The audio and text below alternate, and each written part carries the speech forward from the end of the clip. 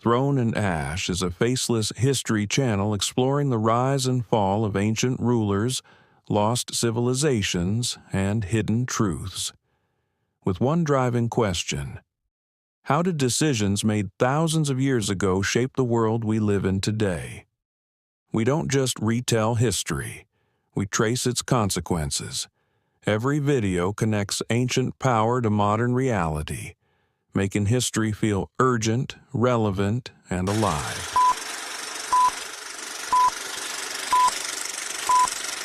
In January 49 BC, a Roman general named Caesar stands at a shallow river with his army, knowing that the moment he crosses, he'll trigger a civil war that destroys the Republic forever. According to historians, he pauses at the water's edge and says, "The die is cast." But what no one tells you is that this single decision created every democratic safeguard you live under today. 2 years before Caesar stands at that river, the Republic has already shown him exactly what happens to men who try to reform it through legal channels. The Gracchi brothers, Tiberius and Gaius, introduced populist agrarian reforms in the 130s and 120s BCE that threatened the wealth of the patrician Senate. Both were murdered by mob violence after political stalemates. Tiberius was beaten to death with wooden chair legs. Around 300 of his supporters were killed the same way. This is the precedent Caesar has lived with his entire adult life. The oligarchy had introduced violence into the political system, with the murder of Tiberius Gracchus. And over the years, the use of violence became increasingly acceptable, as various political disputes in Rome led to more and more bloody discord. The brothers had tried to redistribute public land to landless citizens. The Senate wanted to keep that land for themselves. Many senators were the same nobles who had purchased the farms from poorer families and combined them into huge agricultural plantations called latifundia, earning enormous profits. When constitutional process failed to stop the reforms, the Senate resorted to murder. It didn't take long for violence to become a regular part of Roman politics. Caesar has spent the decades since watching this lesson play out over and over. The system does not reform itself. The system kills reformers. So when the Senate orders him to return to Rome in 50 BC, Caesar does something that should tell you everything about his character. He tries to negotiate for 2 years. On December 1st, 50 BC, Curio proposed a motion that would force both Pompey and Caesar to simultaneously lay down their commands. The motion passed 370 votes to 22. 370 senators voted to avoid civil war. 22 voted against it. Caesar had won. The Republic had chosen peace.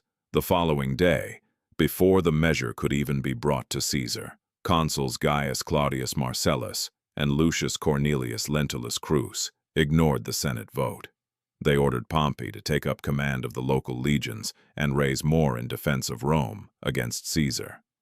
The consuls, the two men elected to lead the Republic, simply ignored a 370 to 22 Senate vote. They handed military command to Pompey in direct violation of their own government's decision. This is not Caesar destroying the Constitution. This is the Constitution destroying itself. Caesar tries again. He offers to maintain his governorship of Cisalpine Gaul and 2 legions, or Illyricum and 1 legion, until he can be elected consul and enter Rome free from fear of prosecution. The Senate doesn't act. He offers to disarm if Pompey disarms. The Senate refuses. He offers to step down if Pompey does the same. The Senate refuses to consider any deal that allows Caesar to retain influence or protect his dignitas. By treating him as a criminal rather than as a fellow Roman magistrate, the Senate closes off the constitutional path for his return and makes conflict unavoidable. Here is what Caesar is actually facing. The Senate, viewing him as a radical populist threat, orders him to give up his army and return to Rome, where he faces likely prosecution for treason and war crimes from his conquest of Gaul. He knows that entering Rome without immunity or his army means ruin. He has conquered Gaul. He has brought Rome territory, wealth, and glory beyond anything the Republic has seen in decades. He has followed every order, won every battle, expanded the empire to the Atlantic Ocean, and for this, the Senate wants to prosecute him for war crimes, for conquering too successfully, for making Rome too rich, for being too popular with his own soldiers and the citizens of Rome. The charges are not about justice, they are about power. Caesar has become too dangerous to the men who have spent generations treating the Republic as their private property, as ambition and personal motivation became the predominant theme of the late Republic. The social fabric that long held Rome together was being torn apart. Caesar stands at the Rubicon because the alternative, returning to Rome as a private citizen to face trial, is not actually an alternative. It is a death sentence with extra steps. If he obeys the Senate's order to disband his army, he faces prosecution, exile, or execution. If he defies it, he begins a civil war. When the Senate's ultimatum reaches Caesar in January 49 BCE, he faces an agonizing choice: submit and risk destruction, or defy the Senate and march on Rome. The word agonizing is crucial here. This is not a man drunk on power. This is a man who has run out of legal options and knows exactly what that means. The Republic has already told him, through the blood of the Gracchi, through the illegal actions of the consuls, through the refusal of every compromise, that the system only works for the men who own it. Caesar crosses the Rubicon, not because he wants to destroy the Republic, but because the Republic has already destroyed itself. He is simply the first person honest enough to say it out loud. So Caesar spent 2 years trying every legal option, while the Senate ignored their own 370 to 22 vote for peace. Do you think he was genuinely trying to avoid civil war, or just buying time to prepare for it? Let me know in the comments below, because what happens next at that river changes everything we think we know about how republics actually die. Caesar crosses the river at dawn on January 11th, 49 BC. Within 60 days, his enemies have fled Italy. Within 4 years, after a civil war that stretches across 3 continents, he stands alone at the summit of the Roman world. And then, on the Ides of March, 44 BC, 23 senators surround him in the theater of Pompey and stab him to death at the foot of a statue of his former ally. But Caesar's assassination solves nothing. The Republic he exposed as a hollow shell never recovers. His adopted heir Octavian, later called Augustus, takes everything Caesar built and wraps it in the language of the old Republic, while concentrating all real power in his own hands. By 29 BC, Caesar Augustus had conquered all rivals.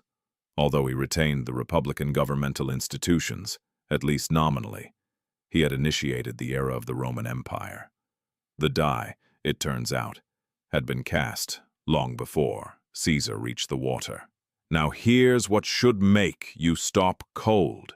Every democratic constitution written after Rome, every single one, is fundamentally a document written in terror of this exact moment.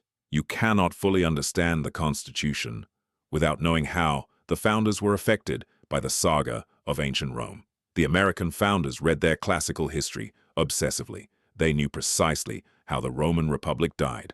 Emperor Julius Caesar was the founders' most villainous anti-model.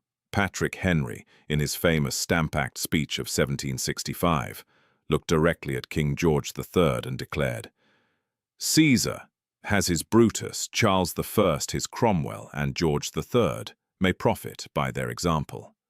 The founders built term limits because of Caesar. They divided power between branches because of Caesar. They made it constitutionally impossible for a general to march troops into domestic territory, the Posse Comitatus Act, still law in the United States today, because of Caesar.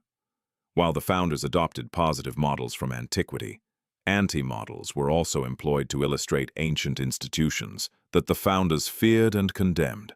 Anti-models extracted lessons of tyranny from classical Roman antiquity. The British Parliament's entire evolution toward limiting royal power, Magna Carta, the English Civil War, the Glorious Revolution, is one long institutional argument against the man who does what Caesar did. The French revolutionaries, who fancied themselves Romans reborn, forgot the lesson entirely. They got Napoleon, Rome's mistake, gift-wrapped in a bicorn hat. Every slow, bureaucratic, exhausting procedural check on political power that you have ever rolled your eyes at exists because a man stood at a shallow river in northern Italy at midnight and proved that one determined individual could dismantle 5 centuries of civilization in 60 days. The Rubicon is not a metaphor. The Rubicon is the user manual for every constitution on Earth. But here's the question that should keep you awake. Those safeguards were built to stop another Caesar. Caesar's real lesson was not about the man who crossed the river. It was about the system so corrupt, so captured by its own elite, that it made crossing the river feel like the only rational option. The founders were fascinated by the fall of the Western Empire and took the lessons from that fall and applied those lessons to the American cause. They built the locks, but did they fix the house? Profligate spending and rampant corruption weakened the foundations of the Roman Republic. After half a millennium, the representative democracy on the banks of the Tiber gave way to the rule of the Caesars. The United States has endured thus far for half as long as its Republican predecessor. Is it, too, destined for a similar fate? We are always, in every age, somewhere on that riverbank. The question is not whether you recognize the river when you see it.